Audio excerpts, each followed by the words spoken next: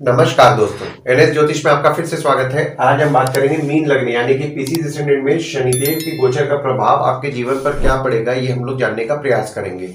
अगर आपने मीन लग्न का जनवरी 2025 का मासिक फलादेश एवं उपाय नहीं देखा है तो ऊपर दिए हुए आई बटन पर क्लिक करें। देखिए, ये वाला जो भाव होता है ना, इस भाव को लग्न भाव कहते हैं। इस भाव पे अगर 12 नंबर लिखा हुआ है तो ये मीन लग्न वाले जातकों की पत्रिका है। आइए दोस्तों, पहले हम लोग ये समझने का प्रयास करते हैं कि शनिदेव आपके किस किस भाव के स्वामी हैं और किस भाव में विराजमान होकर पहले जो 2.5 साल जो आपको फल मिला है वो क्या फल मिला है। तो शनिदेव आपके 11वें भाव के स्वामी हैं और आपके 12वें भाव के स्वामी हैं, जो कि आपके 12वें भाव में विराजमान है। 17 जनवरी 2023 से 29 मार्च 2025 तक विराजमान रहेंगे। और यहाँ पे देखिए 12वें भाव में जो शनिदेव आपके विराजमान हुए ना 17 जनवरी 2023 से, तो यहाँ पे देखिए शनिदेव द्वारा आपके पत्रिका में विपरीत राजयोग का भी निर्माण हुआ है, जो कि 29 मार्च 2025 तक रहेगा। तो शनिदेव आपके 11वें भाव के स्वामी हैं, जो कि 12वें भाव में विराजमान है। और 11वां भाव होता है आपके आय यानी कि इनकम, दोस्त, पहचान के लोग, कम्युनिकेशन, बड़े भाई बहन का होता है। तो इनकम जैसा भी आपका आ रहा था वैसा मोटा मोटी आपका इनकम खर्चा हो जा रहा था। आपके बड़े भाई बहन हो गए, दोस्त हो गए, पहचान के लोग हो गए, उन पे आपके कुछ ना कुछ खर्चे हो रहे थे। सेविंग्स करने का प्रयास कर रहे थे, सेविंग्स नहीं कर पा रहे थे। पर जो लोग विदेश संबंधित काम करते हैं, जैसे कि इंपोर्ट एक्सपोर्ट हो गया, फॉरेन ट्रेड हो गया, फॉरेन से प्रोजेक्ट्स उठा के काम कर रहे थे, उनके काम में उनको लाभ हो रहा था। वहीं शनिदेव आपके 12वें भाव में विराजमान है और विराजमान होकर के विपरीत राजयोग का निर्माण किए हुए हैं 17 जनवरी 2023 से लेकर के 29 मार्च 2025 तक। तो 17 जनवरी 2023 से 29 मार्च 2025 तक आपके खर्चे तो हो रहे थे, पर जो खर्च आप कर रहे थे उससे निश्चित तौर पर आपको लाभ हो रहा था। दवाई बीमारी संबंधित आपके खर्चे बढ़े हुए थे, हेल्थ को लेकर के आपके खर्चे बढ़े हुए थे। और अगर आप विदेश जाने का प्रयास कर रहे थे तो विदेश जाने के काम को लेकर के भी आपके खर्चे बढ़े हुए थे। और आपके पाँव के तलवे में दर्द की समस्या भी हो रही थी। और शनिदेव की तीसरी दृष्टि पड़ रही है आपके दूसरे भाव में, और दूसरा भाव होता है आपके वाणी कुटुंब कोष का होता है। तो यहाँ पे देखिए पारिवारिक मनमुटाव होने की संभावनाएं बना रहे थे और आपके सेविंग्स भी खर्च हो जा रहे थे, यानी कि आप सेविंग्स नहीं कर पा रहे थे। और शनिदेव की 7वीं दृष्टि पड़ रही है आपके 6वें भाव में, और 6वां भाव होता है आपके रोग, ऋण, शत्रु, मामा मौसी का होता है। थोड़े बहुत गुप्त शत्रु से आप परेशान रह रहे थे, अचानक से कोई ना कोई शत्रु आपको परेशान कर रहे थे। हालांकि यहाँ पे देखिए शनिदेव की दृष्टि आपके 6वें भाव में पड़ रही है, तो आपके शत्रु को निश्चित तौर पर कम कर रहे थे। स्किन में ड्राइनेस होने की समस्या उत्पन्न कर रहे थे। और शनिदेव की 10वीं दृष्टि पड़ रही है आपके 9वें भाव में, और 9वां भाव होता है आपके भाग्य, धर्म, जीजा, साली, साला, छोटे भाई के स्पाउस का होता है। तो भाग्य में आप थोड़ी बहुत कमी महसूस कर रहे थे, यानी कि भाग्य जैसा आपका जिस समय साथ देना चाहिए वैसा साथ नहीं दे रहा था। जब आप कोई काम की आशा छोड़ दें या फिर आप कोई काम से एकदम थक हार मान करके छोड़ो, अब नहीं हो पाएगा, वैसा सोचेंगे, तब जाकर के आप देखेंगे कि काम हो रहा है। हालांकि यहाँ पे देखिए आपके 9वें भाव में गुरुदेव की दृष्टि 1 मई 2024 से पढ़ने लगी तो भाग्य जो आपका कम साथ दे रहा था 17 जनवरी 2023 से 30 अप्रैल 2024 तक, 1 मई 2024 से आपने नोटिस किया होगा कि भाग्य आपका पहले के मुकाबले कुछ ज्यादा साथ दे रहा है। अब शनिदेव का गोचर हो रहा है 29 मार्च 2025 को, और शनिदेव आपके लग्न पे विराजमान होंगे। और शनिदेव आपके लग्न पे 3 जून 2027 तक विराजमान रहेंगे। देखिए, आपके 11वें भाव के स्वामी है शनिदेव और 12वें भाव के स्वामी है शनिदेव, जो कि लग्न पे विराजमान हो रहे हैं। तो आपको मान सम्मान की प्राप्ति कराएंगे और आपके पराक्रम को भी बढ़ाएंगे और आपको धन से भी संपूर्ण करेंगे।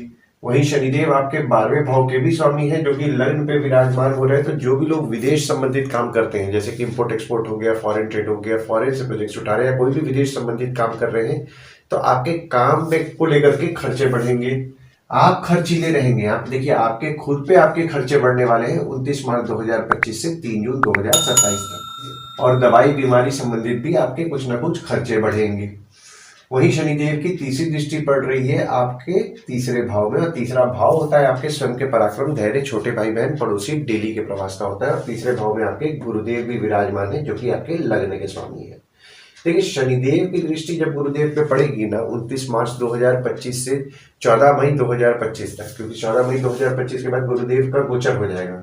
यहाँ पे शनिदेव की दृष्टि जब गुरुदेव पे पड़ेगी तो गुरुदेव का जो आपको शुभ फल मिल रहा था, शुभ फल में आप थोड़ी बहुत कमी महसूस करेंगे। पराक्रम में थोड़ी बहुत कमी महसूस करेंगे, क्योंकि तीसरा भाव जो होता है वो होता है आपके स्वयं के पराक्रम, धैर्य, छोटे भाई बहन, पड़ोसी, डेली के प्रवास का होता है। तो आपके पराक्रम में कमी महसूस करेंगे। छोटे भाई बहन से छोटे मोटे मनमुटाव हो सकते हैं। हालांकि यहाँ पे मतभेद होने की संभावना है आपके 1 मई 2024 से 14 मई 2025 तक बन रही थी, और अब शनिदेव की दृष्टि पड़ेगी तो मनमुटाव भी हो सकता है। मनमुटाव से बचने का प्रयास करें। आपके पड़ोसी हो गए, पड़ोसी से छोटे मोटे मनमुटाव होंगे। और शनिदेव की 7वीं दृष्टि पड़ेगी आपके 7वें भाव में। 7वां भाव होता है आपके स्पाउस, भागीदार का होता है। देखिए शनिदेव की 7वीं दृष्टि आपके स्पाउस या भागीदार पे पड़ेगी ना, तो आपके स्पाउस से छोटे मोटे मनमुटाव हो सकते हैं। मनमुटाव से बचिए। हालांकि देखिए यहाँ पे गुरुदेव की दृष्टि 14 मई 2025 तक पड़ रही है, तो आपको मोटा मोटी अगर मैं बोलूँ तो मिला जुला संबंध मिलने वाला है।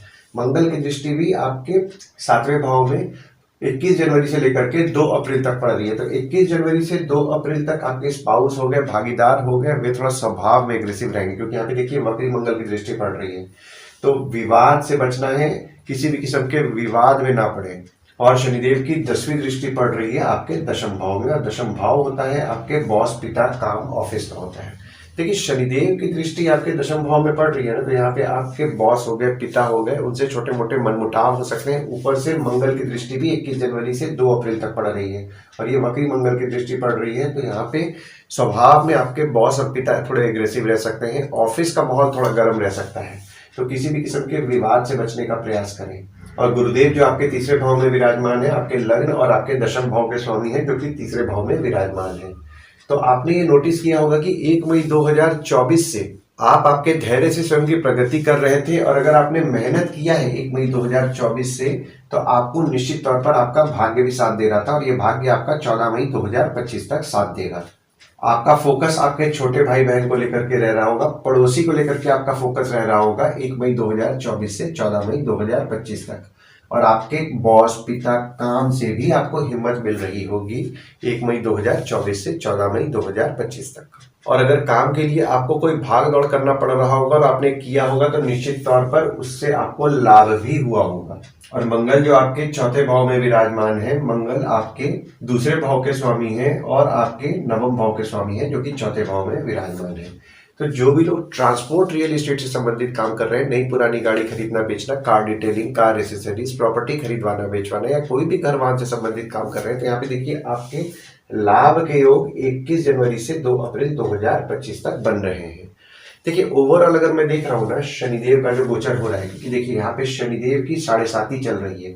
कुछ लोगों का मानना है कि लग्न पत्रिका के आधार पर 7.5 नहीं लगती है, पर देखिए शनिदेव जब आपके 12वें भाव में विराजमान हुए, तो आपने नोटिस किया होगा कि सेविंग्स को कम किया है उन्होंने। कहीं ना कहीं आपके लक फैक्टर में भी आप कमी महसूस किए हैं। उसी तरह जब आपके लग्न पे भी जब शनिदेव विराजमान होंगे, तो यहाँ पे आपके पराक्रम में कमी लाएंगे, आपके स्पाउस से मनमुटाव कराएंगे, और काम में बाधा लाएंगे।